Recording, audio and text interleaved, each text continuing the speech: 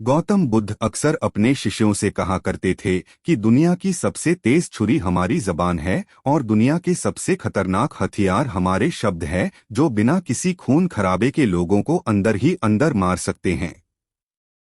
हमारे शब्द हमारी ताकत है, परंतु ये हमारी सबसे बड़ी कमजोरी भी हो सकते हैं अगर हमें नहीं पता कि कब, कहाँ, क्या और कितना बोलना है। यदि हम सही समय पर सही इरादे के साथ सही शब्दों का उपाय करते हैं तो ये हमें एक सफल मानव बनाता है।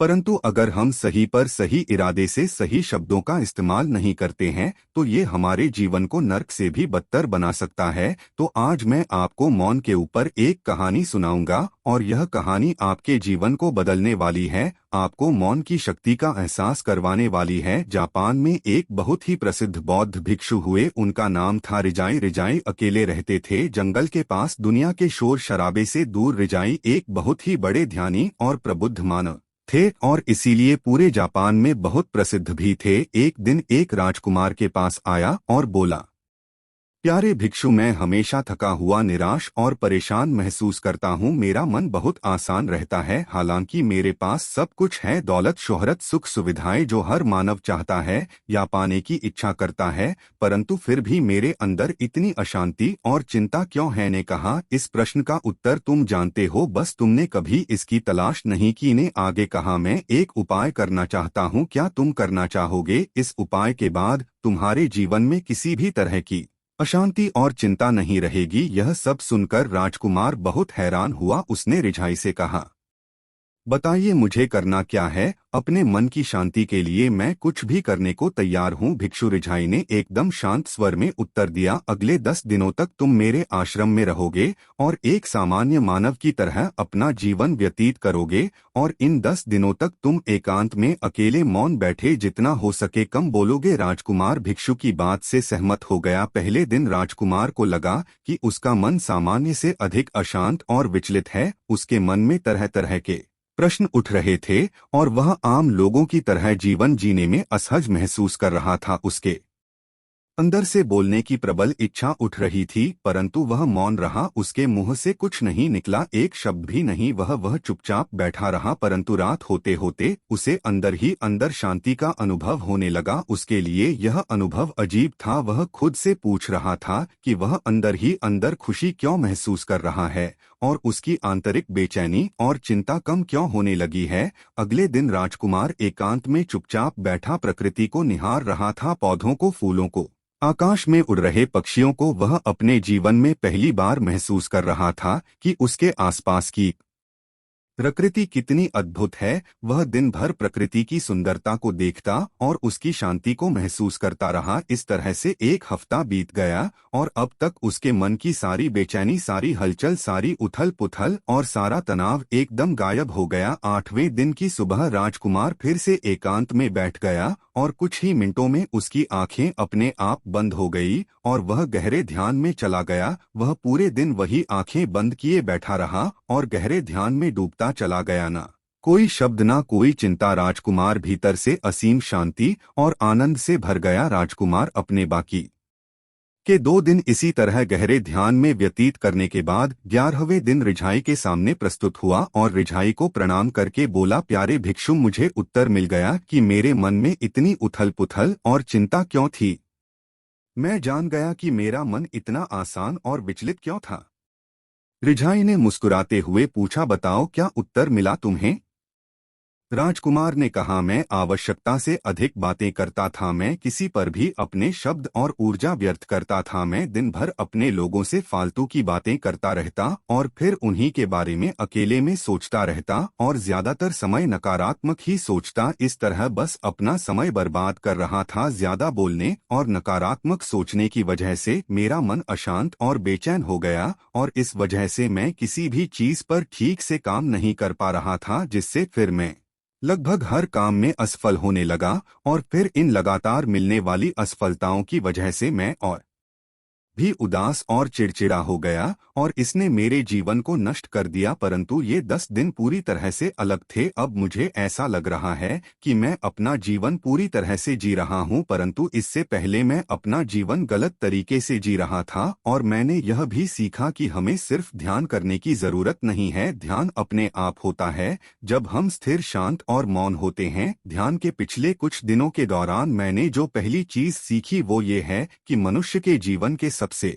महत्वपूर्ण घटना स्वयं को जानना है। यह सुनकर ईशाई ने कहा, सिर्फ तुम ही नहीं, दुनिया में ज्यादातर लोग जरूरत से ज्यादा बोलते हैं। आज भी लोग ज्यादातर समय केवल एक दूसरे को नीचा दिखाने के लिए ही बोलते हैं। कुछ लोग ना चाहते बातें करते हैं और अपना जीवन बर्बाद कर लेते हैं। ने राजकुमार को मौन का महत्व समझाते हुए कहा। एक बार गौतमा बुद्धा से उनके शिष्यों ने पूछा, प्यारे बुद्ध, आप ज्यादातर समय चुप क्यों रहते हैं? बुद्ध ने कहा, क्योंकि मौन में मैं अपने भीतर अनंत शांति की गहराइयों में होता हूँ। मौन अपने भीतर उतरने की ही सीढ़ी है। मौन के बिना स्वयं को जानना संभव है। स्वयं को जानने और समझने का पहला नियम है कि मौन हो जाओ, उतना ही बोलो जितना अत्यंत आवश्यक हो। जिसके बिना चल जाता हो उसे छोड़ दो, उसे मत बोलो और तुम अचानक पाओगे कि 90% से ज्यादा तो व्यर्थ का है। ना बोलते तो कोई नुकसान ना था, बोल के ही गलती कर दी। दुनिया की 90% मुसीबतें कम हो जाए अगर लोग थोड़ा चुप रहे, झगड़े फसाद कम हो जाए, उपद्रव कम हो जाए, अदालतें कम हो जाए अगर लोग थोड़ा चुप रहे। संसार की बहुत सारी समस्याएं, बहुत सारा उपद्रव सिर्फ बोलने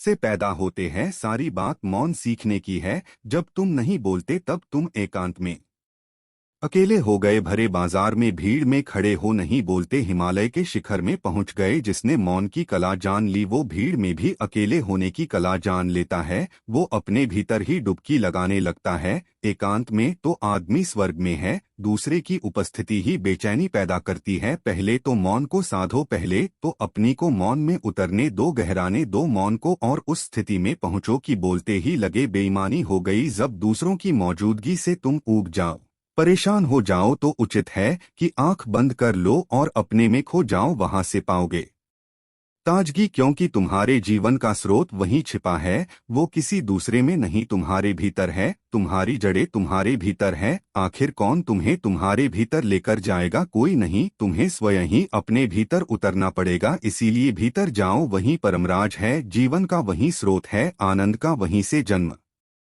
हुआ है, वहीं मौत में डूब जाओगे, वहीं तुम्हारा सूर्य उगा है, वहीं से अस्त होगा। उसमें बार बार डुबकी लो, जब भी तुम डुबकी लगा के लौटोगे वहां से तुम पाओगे फिर ताजे हुए, फिर जीवन की नई संपदा मिली, फिर नई शक्ति का जन्म हुआ। थकान गई, उदासी गई, चिंता गई। जैसे कोई स्नान करके लौटता है तो शरीर शीतल हो जाता है, शांत हो जाता है, ऐसे ही कोई भीतर से होकर वापस आता है, मौन में स्नान करके लौटता है तो समस्त अस्तित्व, समस्त व्यक्तित्व शांत और मौन हो जाता है, आनंदित हो जाता है। जब तुम आंतरिक मौन की उस पराकाष्ठा पर पहुंच जाओगे तब तुम पाओगे कि बोलने से भी तुम्हारा मौन खंडित नहीं होता, वह बना ही रहता है। उसकी एक अंतर्धारा लगातार तुम्हारे भीतर बहती रहती है। तुम बोलते तो हो परंतु अपने से छूटते नहीं। तुम शब्द का उपयोग भी करते हो परंतु वो तुम्हारे मौन को खंडित नहीं कर पाते। एक बार गहरे मौन में स्थिर हो जाओ, फिर तुम्हारी वाणी में आ जाएगी, फिर तुम्हारी वाणी में भी एक विशालता आ जाएगी। तुम्हारा बोलना संगीत पूर्ण होगा, तुम्हारा बोलना सत्य होगा। तुम बोलोगे तो दूसरों पर भी शीतलता छा जाएगी। जैसे ही तुम अंदर से चुप होते हो तुम इतने शक्तिशाली होने लगते हो कि समाज की निर्भरता तुम छोड़ने लगते हो और तुम्हारे जीवन में एक मस्ती आती है जो केवल दीवानों के जीवन में होती है। तुम्हारे चेहरे पर एक नई रौनक आ जाती है, तुम्हारी आंखें किसी और ही ओज से भर जाती है और तुम अनंत शांति में डूबने लगते हो। इतना कहकर ने अपनी बात खत्म की और वो मौन में चले गए। राजकुमार भी उनका धन्यवाद कर अपने महल वापस चला गया। दोस्तों, आपने भी अनुभव किया होगा कि बहुत ज्यादा बात करने से दिमाग अशांत हो जाता है, जिसे हम अपने दिमाग पर नियंत्रण खो देते हैं और साथ ही अपना ध्यान भी खो देते हैं। जो लोग बहुत ज्यादा बोलते हैं उनके पास किसी एक काम पर ध्यान केंद्रित करने की काबिलियत नहीं होती। वो अपने किसी भी लक्ष्य पूरी तरह से केंद्रित नहीं हो पाते, और अगर हम केंद्रित नहीं हैं तो जीवन की सच्चाई को समझ नहीं पाएंगे और ना ही कभी मनचाही सफलता हासिल कर पाएंगे। इसके अलावा भी आपने देखा होगा कि जो लोग अधिक बोलते हैं वो अक्सर लोगों के बीच हंसी का पात्र बन जाते हैं, और जो लोग कम बोलते हैं और अपनी बात पर कायम रहते हैं उन्हें लोगों से सम्मान मिलता है। लोग उनकी बातों को सुनते हैं और उन पर भरोसा भी करते हैं। जो लोग जरूरत से अधिक बोलते हैं और अपने विचारों के बारे में पक्के नहीं होते, उनका दिमाग और विचलित रहता है, शोर से भरा रहता है, और एक अशांत दिमाग वाला मानव जीवन में किसी भी चीज में सफल नहीं हो पाता, क्योंकि वह किसी भी काम में फोकस नहीं कर पाता। यदि किसी मानव को यह पता है कि उसे कब, कहां और क्या बोलना है, तो वह मानव सच में बहुत बुद्धिमान है।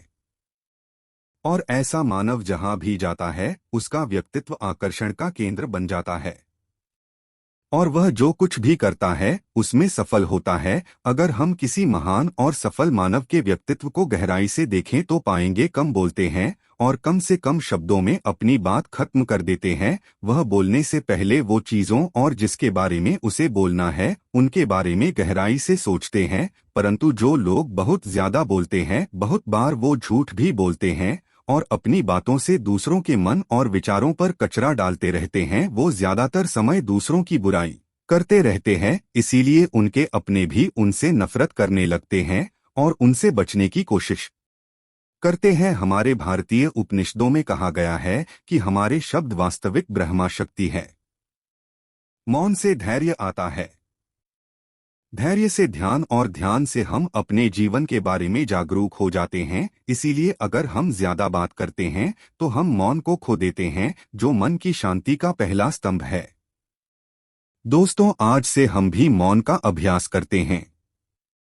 आज से हम भी वही बोलेंगे जो जरूरी है, और हम कोशिश करेंगे कि कम से कम शब्दों में अपनी बात खत्म करें, और हो सके तो कोशिश करेंगे कि रोज कम से कम 30 मिनट एकांत में चुपचाप बैठे। और मुझे पूरा विश्वास है कि इससे हम सबके एक सकारात्मक बदलाव जरूर आएगा।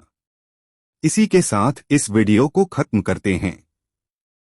मुझे उम्मीद है कि आपको इस वीडियो से काफी कुछ सीखने को मिला होगा।